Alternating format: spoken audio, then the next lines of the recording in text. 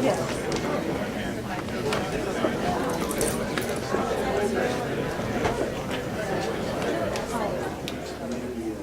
to a Goliath. We will be persistent in this effort. I think you can count on that. And maybe I'm even going faster than I thought I would. So I'll finish with a personal side of this. This is not just a professional endeavor for me. I actually had a personal experience with hydrofracking. About a year and a half ago, my wife and I were about to close on a piece of land outside of Ithica. We were going to build our dream home, our little greenhouse, one in the woods, not on the prairie. And as part of the process of closing, we discovered that the owner, the seller, had leased the gas exploration rights on the property. Well, even if we'd had the temerity to go forward with the project, which we didn't, because in fact the field next door was completely leased and the notion of building a house and seeing a drill rig across the way was just too much for us. We wouldn't have gotten a mortgage anyway. Now that's not anywhere near the horror stories that people have talked about here today. I've been to Ithica, Pennsylvania, I've been to Western Pennsylvania. I've talked to people who are literally on the edge of nervous breakdowns over what's happened to them. So I don't even mean to put it in the same category as that. But for me, it's emblematic of the fact that this is an issue that isn't out there for all of us. This is something that is so pervasive, it's going to reach into our lives in so many different ways. No one here in this room is going to be immune from the impacts of hydrofracking if we don't do it right. So with that, I'll close. Thank you.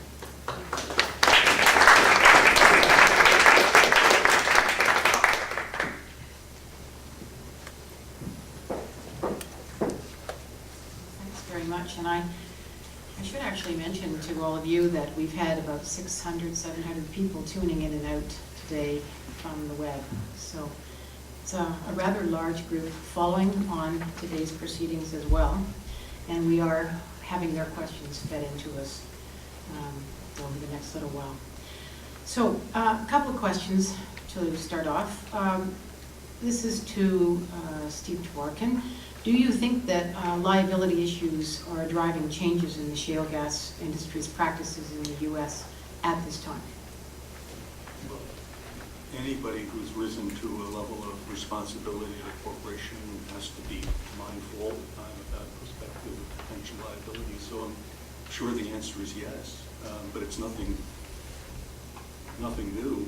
And of course, they have the best possible knowledge about the constituents they've been using, the fracking fluids and their toxicity and the practices they've engaged in, so presumably they're proceeding in an informed manner.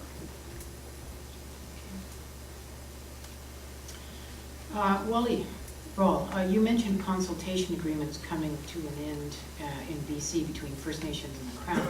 What will replace these agreements? How will this affect Aboriginal rights, treaties? So. I don't know. There's only a few months left. I don't want to roll on the spot, but that's a good question. I do know one thing. There is some dissatisfaction, perhaps from First Nation, and First Nation might differ. But while those consultation agreements might have served a certain purpose, beneficial purpose for everyone at a certain time, I think as a result of a number of decisions, including the West Montreal decision and a few other decisions, I think First Nations are looking for a more robust form of involvement in the shale country in northeastern BC. I think that, I don't want to overstate exactly what that is all about. And who knows, there could be agreements made on consultation agreements, but I think if we see those, they will be at the very end as these things expire. Steve, can you take a couple of minutes and just tell us about, precede the article in terms of the insurance piece? Okay. Is there anybody in the physically present here who, I don't know, maybe it's an awkward question, who's involved on behalf of a company that's engaged in fracking in one way or another? I didn't think so. People who are impacted in the way that Jon was talking about, nonetheless, have an interest in knowing insurance policies that were purchased by the companies that did do the fracturing in the past, for one of two different reasons.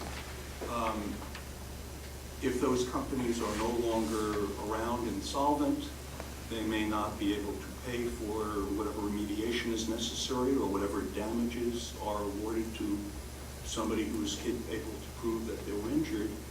And the only asset available to that defunct company may be its insurance policy. Also, in a number of American jurisdictions, and I don't know whether there's a parallel in Canadian law, you can proceed, if you're injured, you can proceed directly against the insurer of the tortfeasor, the person who hurt you. That's not true in all American states. In fact, it's a minority position, but if that principle, it's called direct action, if it exists, then you as an injured party, or as the member of a community whose resources have been impacted, might have an interest in the insurance of somebody who engaged in the practice. We're talking about general, what are known as general liability insurance policies as opposed to property policies. And the familiar example is your auto policy. Often there are two parts to it. One is the collision coverage, which protects you if someone runs into your car and they can't pay for it. Your insurer will pay to fix the dent. The other is the liability part, which covers you if you run into somebody else's car. We're talking about liability policies here, which are pervasively purchased by large companies. Typically, the major coverages they afford are bodily injury and property damage, which is exactly what we're talking about when we're talking about the allegations that are being made. It's long since been established in the law of all American jurisdictions that environmental property damage is property damage, and that the cost of a governmentally compelled remediation of a contaminated site is covered. It represents damages because of property damage within the meaning of the insurance policy.